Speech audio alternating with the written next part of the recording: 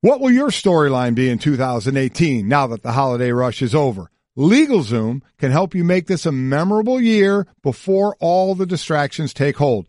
Make this the year you finally get serious about launching and running your business. Rest a little easier knowing your family's future is squared away with the right estate plan. LegalZoom has been helping people like you take care of their dreams and responsibilities for more than 16 years. They're not a law firm, but they have the resources to keep you on the right path, including advice from their network of independent attorneys, all at your fingertips. Whether you want to take your business to the next level or take control of your family's future with an estate plan, LegalZoom plugs right into your life so you can take care of the things that matter most. Get off to a strong start in 2018 at LegalZoom.com today and get special savings when you enter Golic in the promo box at checkout. LegalZoom, where life meets legal. Hey there, I'm a glue stick, so I have one job. I glue kid stuff. So sorry for being jealous of Geico, who does a ton more, like give you 24/7 access to thousands of licensed agents. And Geico has been around for over 75 years and has a 97% customer satisfaction rating. While I've just got mediocre adhesive skills, Geico also has an award-winning mobile app. Uh-oh, arts and crafts time. No eating the glue stick. Miss Lydia! Geico. Expect great savings and a whole lot more. That, of course, was the voice of Kirby Smart, the Georgia head coach who came oh so close Monday night in the national championship game to being the first Nick Saban assistant to actually take Nick down. But that 13-point second-half lead evaporated, and in overtime it was Alabama once again getting another national championship, their fifth in 9 seasons under Nick Saban. Of course, the sixth for Saban, including his one at LSU, as they win at 26-23. Golic and Wingo on ESPN Radio and ESPN2, presented by Progressive Insurance. All phone guests join us on the Shell Pennzoil Performance Line, but we are delighted to be joined in studio by the very dapper, by the way, Louis Riddick, to give us the Straight Talk, brought to you by Straight Talk Wireless, best phones, best networks, no contracts. You and I are slumming it here in just jeans and probably stuff that hasn't been washed in 5 days. Louis clearly is getting ready for a Sports Center appearance. That is not slumming it. He is very clean. That's not slumming it right there. I would always say, though, those that are dressed up in their suit would deep down would rather be dressed like us. Are you kidding me? Yeah. Of course I would. Comfort first, baby. Yeah. You guys got the life. We're call me at 4:20. Mike's like, yeah, we do. Yeah, call me at 4:20 when the alarm goes off. But we mentioned we brought you in with the Straight Talk. So I'm going to ask you the Straight Talk right now. Yeah. Okay, you played under Nick Saban. He was one of your position coaches when you were at Cleveland. So you've been with Saban and Belichick in Cleveland. So you know who these guys are and what they're made of. Yeah. There are 4 NFL head coaching openings. How many of those head coaching openings teams should make a call as soon as they can just to see if there's a chance to pry him away? Look, he's the greatest college football coach of all time. He's one of the greatest coaches of all time, regardless of sport. It just can't be debated anymore. If you're debating that at this point, it's just because you just don't like him, period. But if you're an owner, if you're a GM, if you want the best of the best, you call him. Will he probably say no to you? Yeah, he probably will. He's in a position now where he can ask for whatever the heck he wants. That's whatever a nice he place wants. to be. And I'm telling you, what life is always about timing and leverage. Mm-hmm. He has it both. But he would require a special set of circumstances, I'm sure, to even probably get you to where you could get past going, hey, I was wondering if, and he'd be like, nope. Click. Yeah. Nope. So, I mean, of course you call him. I mean, Trey, the guy is just flat out different. And I said this on social media this morning. I knew it when I was being coached by him that he was different. I just hated him because of how hard he was. I mean, him and Bill are just unique grinders as far as what they will do to test you mentally and physically. But if you can come through the fire, you are so much better for it. You just are. And if you can get a hold of coaches like that for your program, I don't care if it's pro or college. And the people who say he failed at college because he's not really cut out for it. Failed in the NFL. Failed in the NFL because he's not cut out for it. That's BS and you don't know what you're talking about. But yeah, you make the call.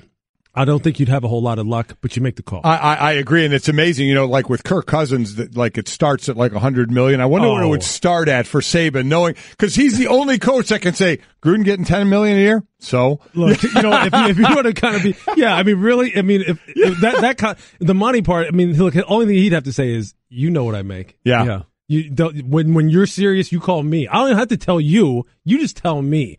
And that'll pretty much say where we're going to go with this now. And then you have to convince his wife. Right? But again, you were on Belichick's the coach. Saban's your position coach. Yeah. These are arguably the two of the greatest coaches, one in college, one in pro, that there is. Mm-hmm. So I want to ask you about the thought process of Saban and what was more difficult last night to make the decision to pull a quarterback that's 25-2. Yeah. No, he has some passing struggles, but it's 25-2 and to trust a 19-year-old true freshman who hasn't had a meaningful snap in a game for the season. Which was the harder decision to do?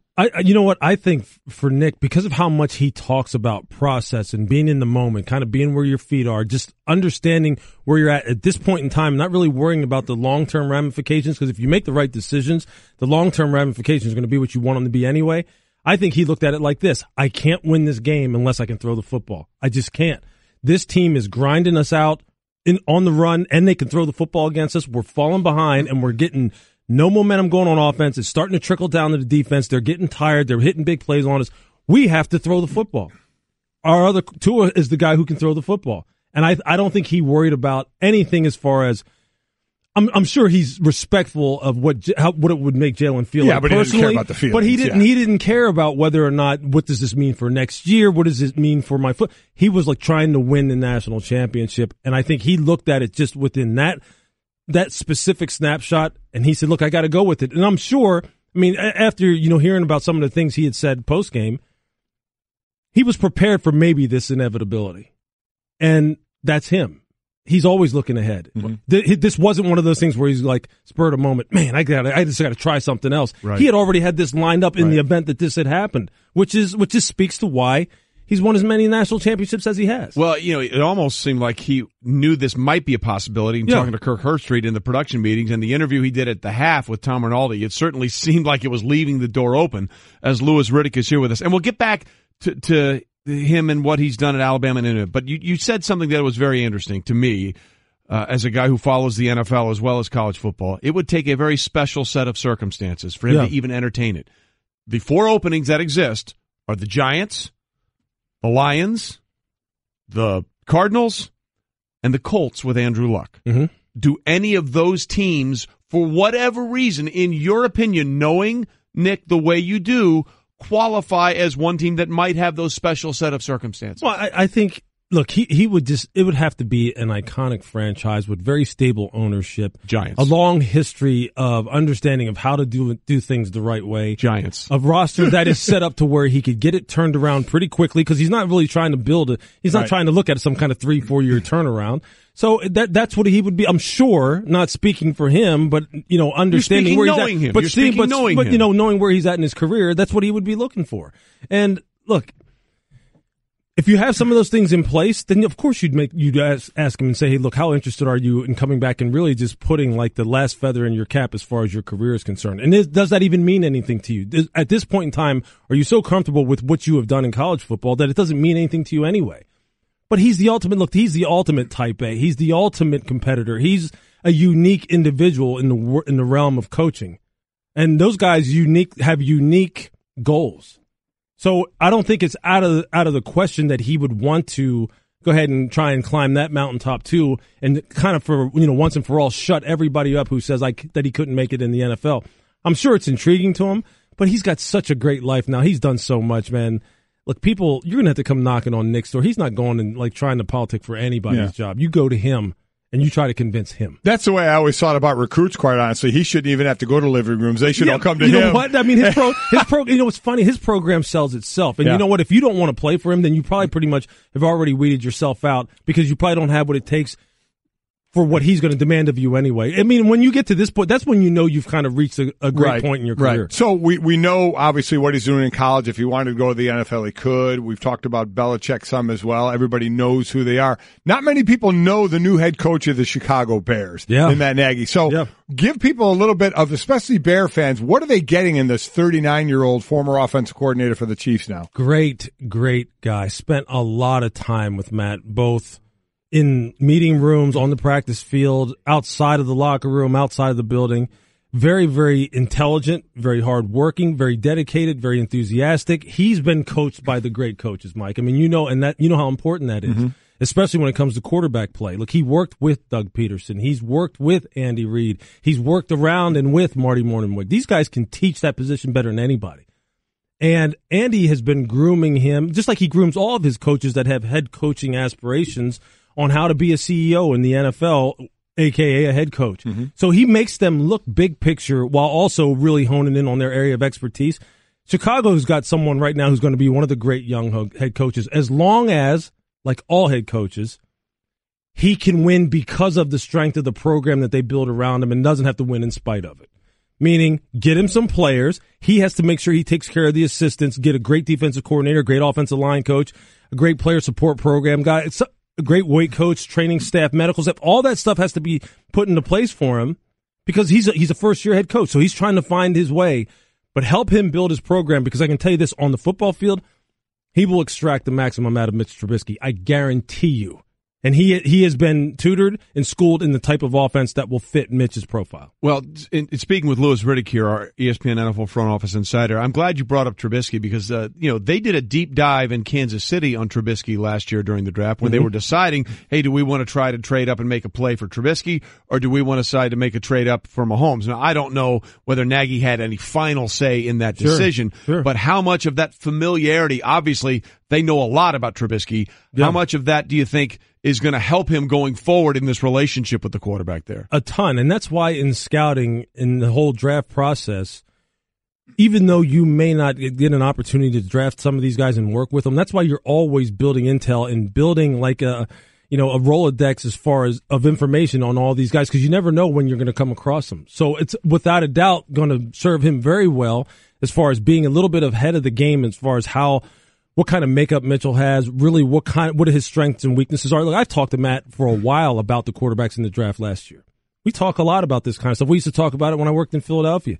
So I have a pretty good feel for what he thinks about Mitch, and I can guarantee you this, the offense that they run in Kansas City, if you watch Mitch Trubisky and the type of style that he is, who does he remind you of a little bit in terms of style? It's a little bit like Alex Smith. He can run it. He has the ability to run the football and be a threat on zone read type of runs. He can change launch points and get out on the perimeter and throw on the run. Mitch is one of the best that came out a year ago as far as throwing on the run. And he can operate from the pocket. And they will get that part of his game going. The most important thing, though, right now, the most important job that anyone has in Chicago falls on Ryan Pace. He better get him some weapons. The general manager. Exactly. Yeah. That's the guy who right now needs to make sure that this whole transaction as far as hiring Matt succeeds, and that's going to be predicated on what kind of weaponry you get him. Yeah, I've already lost some of those weapons, and already a guy you wanted to count on, and Kevin White hasn't been able to stay healthy. He's a freakish athlete, but just can't stay on the field. You mentioned a guy, a comparison of Alex Smith. Is Alex Smith going to be on a different, is that ship sail there? Are we done there? They are giddy, silly giddy about Patrick Mahomes. And for good reason. I agree, but what a quarterback available then. Exactly. That's the amazing thing, right? I mean, I agree with you. I think he is gone from Kansas City. Jump up that high tonight. Alex Smith just came off a season where he had the most passing yards of his career, over 4,000, second best completion percentage of his career, 68%. He was 70 when he only played 10 games in 2012. Yeah. He threw for 26 touchdown passes against 5 picks. By far, his best career in the NFL, and they are ready to sail on. And it leads us to the next point. Have you ever seen a veteran group of quarterbacks that could be available in free agency? Alex Smith. You don't know what's going to happen with Eli, free agency or trade. Eli Manning. Kirk Cousins, and Jimmy Garoppolo. They love him in San Francisco, but Jimmy's contract is up. Yeah. He gets to decide whether he wants to stay or wants to go somewhere else. So have you ever seen a depth like this in veteran quarterbacks that may be available when the new league year starts in March? Yeah, it'll be interesting to see how what is perceived to be a pretty strong free agent quarterback class matches up with what teams are willing to part with in terms of money and compensation possibly in order to get them. Because you just don't know how that's going to match up. But I will tell you this. Look, there's some teams that right now, I'm sure, that are ecstatic over the veteran possibilities that they could acquire. I was just throwing it around yesterday and kind of like I wasn't really being silly about it. I was actually being serious. Think about Buffalo. Sean McDermott, someone who's tutored by Andy Reid, who they've done a lot of business with as far as trades, moving up and down in the draft. Could you see Alex Smith in Buffalo? What would Alex Smith do for that offense? I mean, Tyrod Taylor might be available too. Exactly. So I mean, there's going to be a home for Alex, and there's going to be a football team that gets much better because of him. And it's not really a knock against Alex, but the kid who they have in Kansas City right now, and Pat Mahomes, I can't overemphasize this. This guy they think is unique. Some of the throws, look, I've seen some of their practice film and seen some. The throws this kid is making are stupid. Some of the throws he made in that start against Denver. I mean, he's going to be a special player. You're going to remember that name. Just remember it now. Yeah, he's going to be around for a while. Big 12 should be happy that they're good at quarterback coming out of their conference that may pan out. That's going to be legit. And you know what? And he couldn't have gone to a better place. You can knock Andy Reid for whatever you want, right? And plenty of people do, and plenty of people are killing him for that game against Buffalo, and they're killing Matt. I mean, against Buffalo, the playoff game they just lost against Tennessee, and they're killing Matt for it too. But I'll tell you this, they know how to coach quarterbacks. And he knows how to coach coaches to coach quarterbacks. Doug Peterson's doing pretty good in Philadelphia, isn't he? Completely, he's doing all right. Completely agree. And staying on the coaching train, do you think there's anything to the fact that with all the supposed turmoil going on in New England that Bill Belichick is not coaching the Patriots next year? I would never even guess about what Bill's going to do. Ever. That is the straight talk once again. Yes, it is. Because I'll tell you this, because I promise you this, as much respect as I have for the guy, I know he watches this. I know he hears and sees everything. Of course he does. And the times when I run into him, trust me, I'm not going to sit here and go, this is what I think what Bill would do, because the next time I would see him, he'd be like, so that was what you thought. Is that what you thought? I didn't presume anything. No. So I have no idea, man. Okay. So we'll wait and see. So the Patriots continue to move on. It certainly looks like they're in good shape to maybe advance to the AFC Championship game, as they're a double-digit favorite, I think, against Tennessee. But that leads us to the team, as Louis Riddick is with us here on Golic and Wingo, that you've been on all year. And the Rams came up short in that game against the Falcons. Wow. Look, it was a remarkable turnaround for Sean McVay, but the special team sort of let them down. At the end of the day, have you sort of gone back and looked at that game? What happened? Because it just seemed like they never got into any rhythm offensively in that contest against I'll tell you this. One of the biggest things was, look, Matt Ryan, when he needed to, played like an MVP again. And defensively, their team speed, the Falcons' team speed, was very, very evident in this game. They were just assassin-like as far as their tackling efficiency, and their secondary challenged the Rams wide receivers, unlike maybe the Rams wide receivers have been challenged all year long, except for maybe Minnesota, who got after them too. And those guys just didn't make the big plays when they needed to, and the Rams DBs did. That's really what it came down to. They had some runs in that game where you thought they were getting it going, but the Falcons made it to the Super Bowl for a reason, and part of that reason is because of their competitive character, and that's starting to show itself now, which makes them very, very dangerous. So we know you got to run to SportsCenter here in a couple minutes. So instead of going over all the games this weekend, which is the one game to you that you think is going to be the game of the weekend or has the potential to be? Oh, man. You know what? Jacksonville-Pittsburgh is very interesting to me because I just love the swagger, the confidence, the bravado that Jacksonville is playing with. And can that defense, is it strong enough, and is their special team strong enough to really make up for what is just a pedestrian, inept passing attack? Are they good enough? Does defense really win championships? We're going to find out there, because I think that team has something brewing down there that's very, very special. Well, they played once this year, Week 5 in Pittsburgh, and they beat them 30-9. But in that game, Blake was 8 of 14 for 95 yards, and Ben tossed 5 interceptions against no touchdowns. Can they do that again? We'll see if that repeats itself. Yep. You're looking clean. I know you got to go. We appreciate you being with us. All right. Here, thanks, guys. On Golic and Wingo. And that's the one I'm really curious at, Mike, as we go forward here. You can slide on that. Yeah, you can go on. We'll switch cameras. Don't worry about it. You want to run into Bill later and have him say, so that's what you thought I was going to do. Yeah. I'm going to say, I don't think Bill's going anywhere. That's just me. I would be stunned, because if he did, would it not look? And again, I don't know where the egos are. You never know how much egos get involved, because I keep going back to, my God, what would have been in L.A. had Shaq and Kobe, egos not gotten in the way. So wouldn't it seem like Bill is, I guess you could look at it a couple of ways. He's leaving that. He's running from it is the wrong thing to say. But I don't think he would do that. Or would he do it to say, hey, go ahead, see what you can do without me here? Now. I think that there's a part of him that probably thinks that way. But I just can't see Oh, well, we know Kraft's not selling the team, and only one of them can leave. Only one, and he would be the one.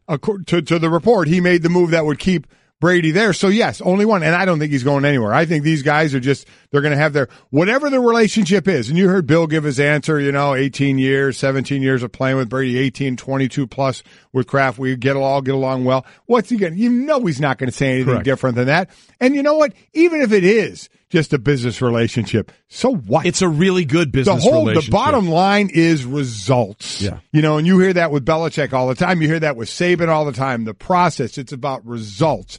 And they get the results, and I don't see Bill leaving that at all. Look, and by the way, for Bill to leave, Robert Kraft would have to be willing to trade him. Okay, because he's under contract. Yeah. So there's unless Bill's willing to walk away from a deal, which I don't think he is, and I still think Kraft would still have the ability to say whether or not he could go somewhere because of the way the contracts are set up. So the only way that thing is breaking up is if Bill leaves, and the only way Bill can leave is if Kraft says, yeah, I'm going to let you leave, and according to the article that Peter King had with Robert Kraft, he has no intentions of letting that happen. So, by the way, Tom Brady spoke today on his regular appearance at WEEI. We'll hear some of that and what he had to say about all the situation that went down with his TB12 guy, Alex Guerrero, and the trade of Jimmy Garoppolo. We'll get to that. Plus, Nick Saban's 6th championship puts him in another class, and class is what one of his players demonstrated last night. So Monday night was all about the national championship game in college football. Of course, the playoffs really just heating up, Mike, in the NFL. We had wild card weekend in the NFL Saturday and Sunday, and that crazy comeback by the Tennessee Titans. And everything that went on there, the 18-point comeback. A lot of people look to what's coming up this weekend, divisional round weekend, as the best weekend of the entire year in the NFL. Because you get through the wild card games where some teams skate in that, they got in, but we really expect them to go far. And now you have all these teams that got the bye. They're all ready to play. And it really feels like, hey, the quest for the Super Bowl is on. 2 games on Saturday, 2 games on Sunday. A lot of people call it the best weekend in the NFL. And this means that the top seeds get back to work, and for that, it will be the New England Patriots in the AFC and the Philadelphia Eagles in the NFC. And boy, 2 number 1 seeds couldn't feel completely different because of circumstances around both of those teams. Yep. And during the bye week for the Patriots, Seth Wickersham on ESPN.com and ESPN the Magazine dropped a story about the rifts that he was reporting about in the relationship between Bill Belichick, Robert Kraft, and Tom Brady. Rifts that, by the way, they have all denied, and you would expect them to do so. And Robert Kraft, the owner of the Patriots, went on with Peter King and had a strong rebuke of the article saying, I don't see it that way at all. This is not what happened. Seth Wickersham says he stands by his story. And a lot of that stemmed around the trading of Jimmy Garoppolo at the trade deadline to San Francisco, because it left, at that point, the Patriots with no backup quarterback, even though they had their bye week and they brought in Brian Hoyer, and basically going forward for the next couple of years, it looks like, with Tom Brady at 40, 41, 42. And some of that reporting was about potentially a rift between Bill and Tom over Alex Guerrero, the guy who runs the TB12 Center, and people and players being treated away from the facility and at the facility by Alex Guerrero, and that stopped. Belichick put a stop to that. That's not happening anymore. Guerrero is not on the sidelines. He's not traveling with the team anymore. Players can be treated at the TB12 facility, which is right across the street from Foxborough, but they cannot do it at the facility. He cannot come on there. And on his weekly spot on WEEI, Brady was asked about the Guerrero situation and how it all pertained to maybe Jimmy Garoppolo being traded. It's hard to even answer those questions. It's so far from, any truth that I know or any characterization of my relationship with my teammates, or I've never denied anybody anything in regards to TB12. I've always found it very flattering when teammates, go there. But, again, I think this speaks just to someone, whether it's the writer himself or, whoever he spoke to, what, agenda they may have.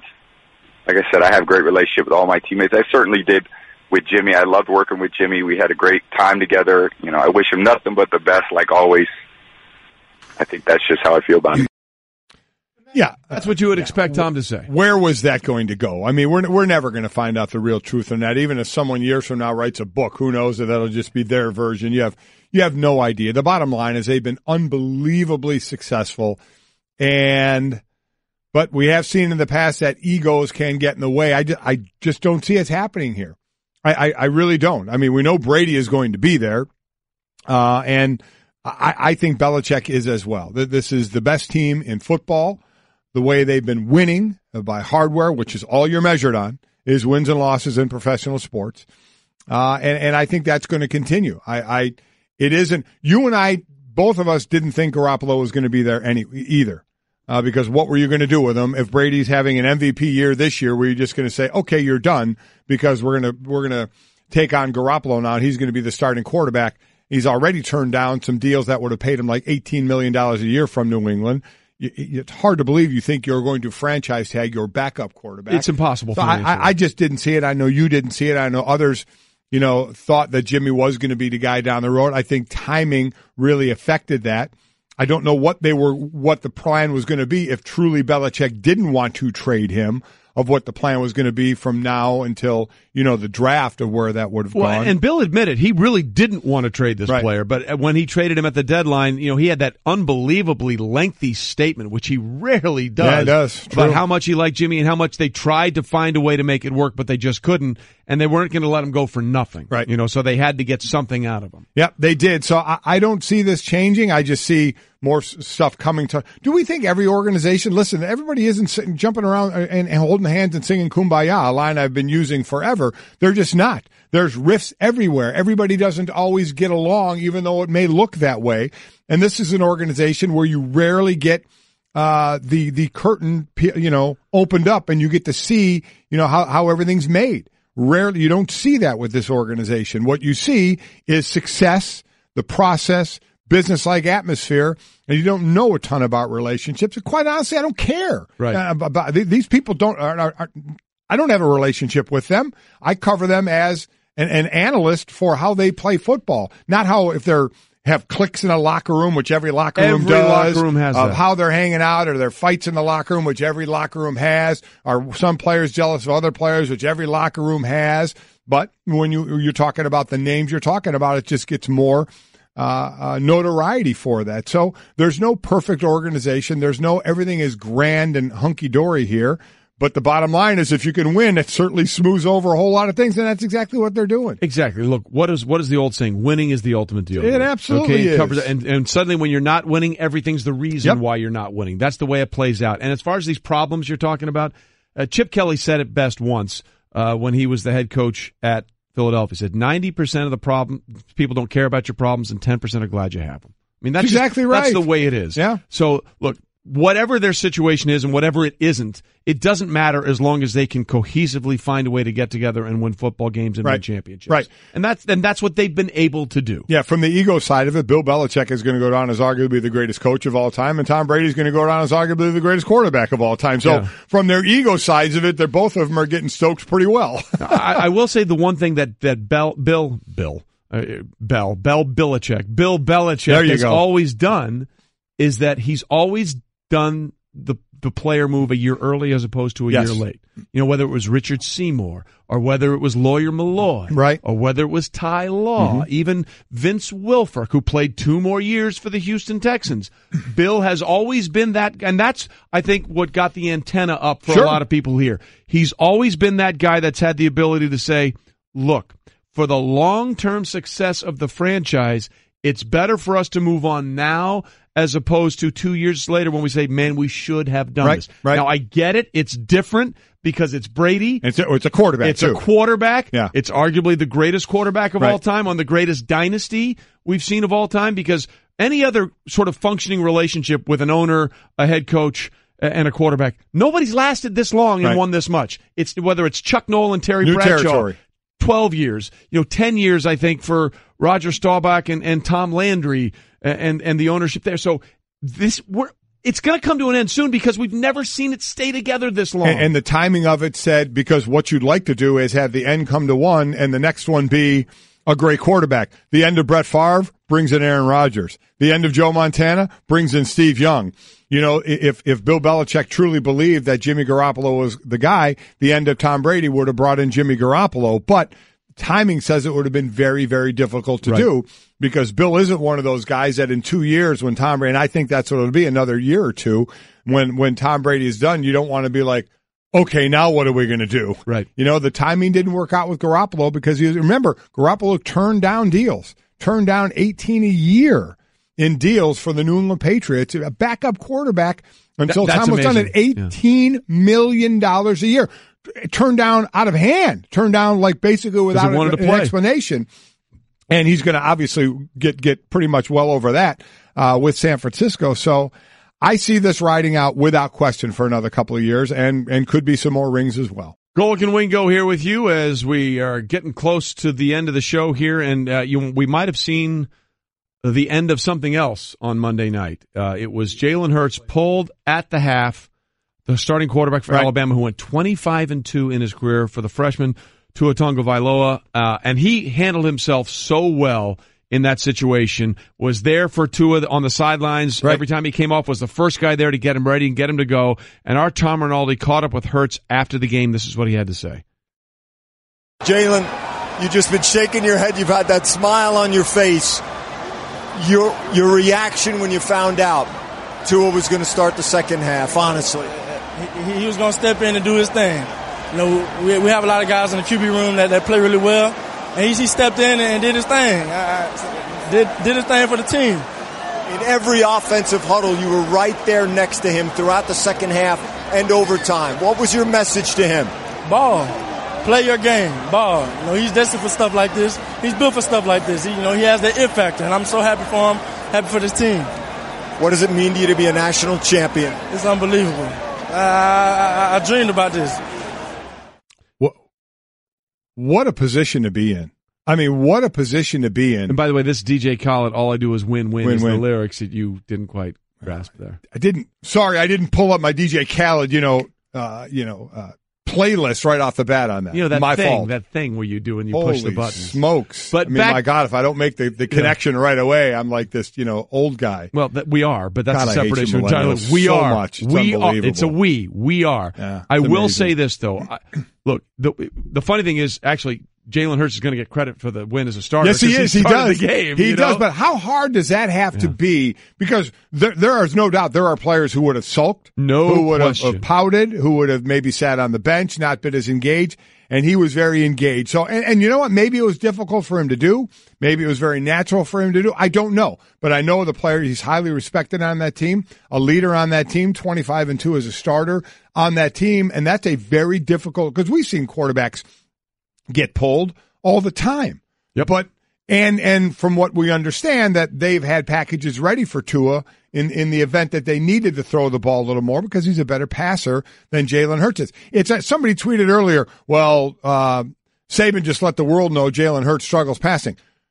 The world already knew it. If you go back to the Clemson game, you can see that. You scout a team when you see what the strengths and weaknesses, and when everybody says, how do you stop Bama? You make Hurts stand in the pocket and have to throw the ball. That's the weaker part of his game. So that still, though, to be that teammate and back that guy and be there for him is really impressive, because from right now until whatever decisions Jalen makes or Nick Saban makes, or if it goes to spring and it's just a flat-out open competition, it's going to be different than it's been there, at least in the last year. We've seen competitions before there, but this guy was so set at 25-2 as a starter, and now that's up in the air. Look, you could not have handled the situation any better than Jalen Hurts handled that. And we heard people talk about how he was the real leader in that locker room. Right. And I'm sure if the rest of the team looked at Jalen and didn't see him handling it the way he handled it, they might have fed off that reaction. And instead, they saw how he was doing it, and he basically said, hey, guys, he's going to be in there. We're going to be fine. And I think that gave the rest of the team a little confidence, too. You cannot say enough about how he handled a very difficult situation with nothing but class, and the way he had his reaction afterwards with Tom Rinaldi was absolutely the epitome of grace. So good for him. Congratulations. And he gets the win. Yes, he does. He does get the win. Credit for the win. And it's another win for Nick Saban. And he had this press conference this morning. He said this about this season. It rejuvenates you. He said he hasn't thought about his career and where it's headed, but he will eventually. He said it was funny. Is it sleepless in Seattle? This is sleepless in Atlanta, because you don't get a lot of sleep the night after you win the championship, because you stay up celebrating with your teammates, and then you have the early morning media commitments. We see it in the NFL, in the Super Bowl with the MVP and the winning coach, the same situation. It played out that way for Nick Saban. But he also said in 24 hours you need to move on because there's the next challenge, and basically you've created a target for yourself in the future in terms of people who want to beat you. And you know what? That target just continues to grow for Nick Saban because he continues to rack and stack titles. The one thing, he would always say, and you hear that even from pro coaches as well, who when they go through the playoffs, taking up more time to win a title is, yeah, I'm happy, but I'm also behind. Everybody else has got to jump on if it's pros, free agency or whatever. In college, it can be recruiting, but this is where it may have helped. This was also an early signing period, the first year of it. So they have signed, I think they signed 19 players, I believe they got. They'll be fine on that early. But I mean, just for the fact that where now you had that, you've got those guys, locked down. Now you were preparing for games while you were doing that, but others are preparing for bowl games as well. Some teams are changing coaches. Look at like a Scott Frost, right, who, while he's transitioning Nebraska, still coaching UCF, has an early signing period for his Nebraska. And Jeremy Pruitt, the defensive coordinator for Alabama, has got to get that done at Tennessee now. All that to go through it, but they do have that. You have that in the bank now. So where you say you were behind before, you got 19 commitments in the bank, before the signing period, the first week in February. Somehow I think they're going to work it out okay, but how much celebration will he have before you turn it around and say, okay, my 24 hours are up? I think he's done. Yeah. Honestly, knowing Saban, I think he's probably done. And speaking of bank, he's banked another one. He's got one for the other thumb now. Wow. 6 Incredible. national championships, including his time at LSU, 5 in the last 9 years at Alabama. Kudos to Nick Saban. And kudos to Georgia. They played an unbelievable game. That game was a lot of fun to watch. It got a lot of criticism. It's the all SEC thing. I won't watch it. I'll be really curious to see what the numbers are because that was an all-time classic national championship game. So congratulations, Alabama. Good job, Georgia. You came up just a little short. Thanks for being with us. We'll see you tomorrow on Golic and Wingo. Attention shoppers, clean up on aisle 14. Clean up on aisle 14. Someone dropped a jar of pickles. Kosher pickles. Beatboxing at a big box store. Surprising. What's not surprising? How much you could save by switching to Geico. A red minivan has the lights on in the parking lot. Geico. 15 minutes could save you 15% or more. Geico.